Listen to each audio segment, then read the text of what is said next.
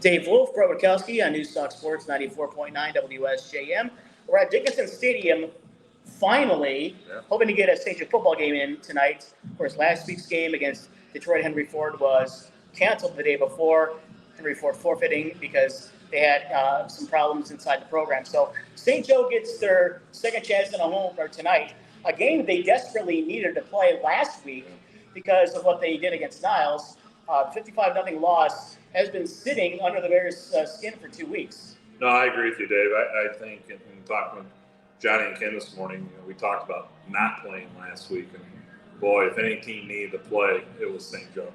When you lose 55-0, and I was looking through your notes, worst loss since 1953, 70 years.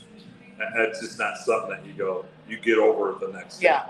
And so, not having that, I think, could hurt the Bears tonight. Kalamazoo Central didn't play the first week, but they got to play last week. So they got that out of their system a little bit, and they're out there playing a little bit better. Kalamazoo Central looking for their first 2-0 start since 2013. And Kalamazoo Central also looking for their first win against St. Joe since 2004.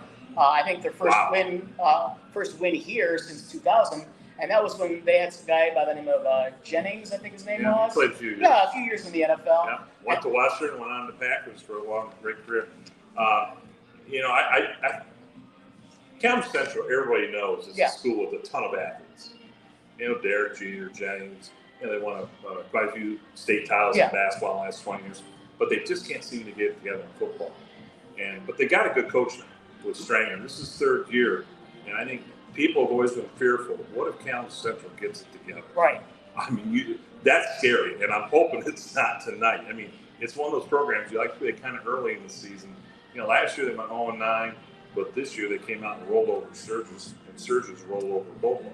Sturgis, the win against Sturgis last week was their first win in nearly 700 days. I think it was 692 days since they won a game in 2021. So that's how long it's been. So now they got that off their back.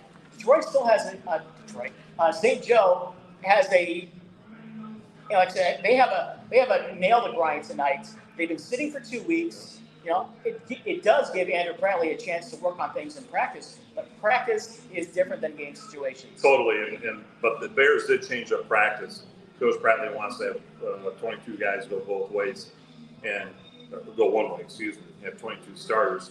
So in the first 2 weeks of practice, they had like college offense on one end, field defense kind of getting back together. This past 2 weeks, they got everybody one-on-ones. One going against one offense and defense and just getting after it, trying to get a little nasty out there, which you have to in football, You got to get it done. And so, the other part we'll see is, did he move players around? St. Joe really had no threat of passing, I thought, in that first game.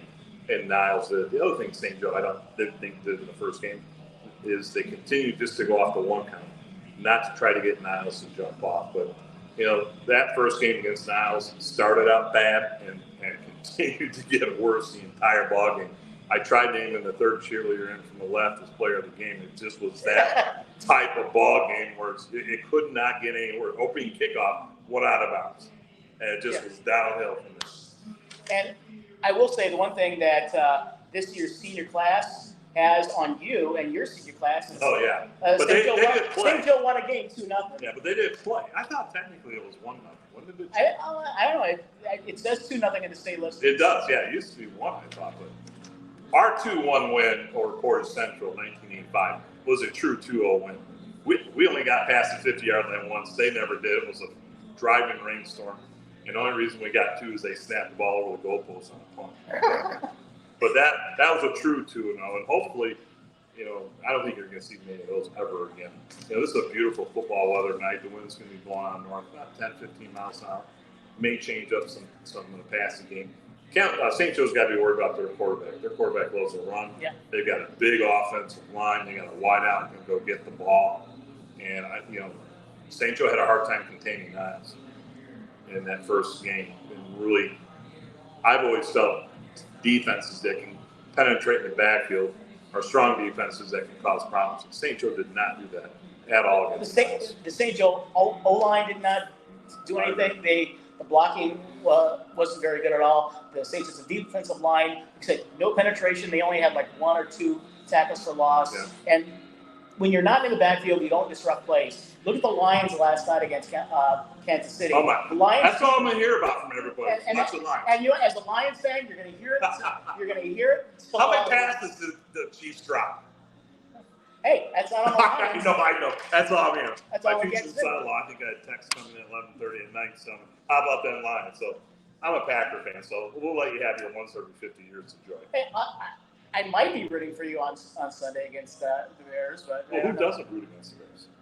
I don't know. I root against the Bears all the time, but as a Lions fan, I root against the Packers too. So yeah, I don't blame you. It's one of those situations where can both teams lose and well, they can tie. They can tie. I do think the Lions got a great coach in Campbell.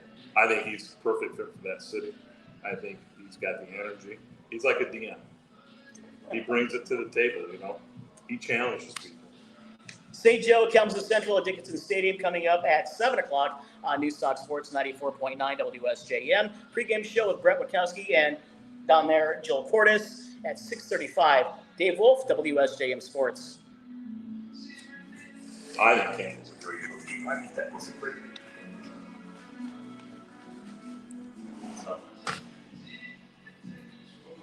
I like these things. Yeah, they're cool.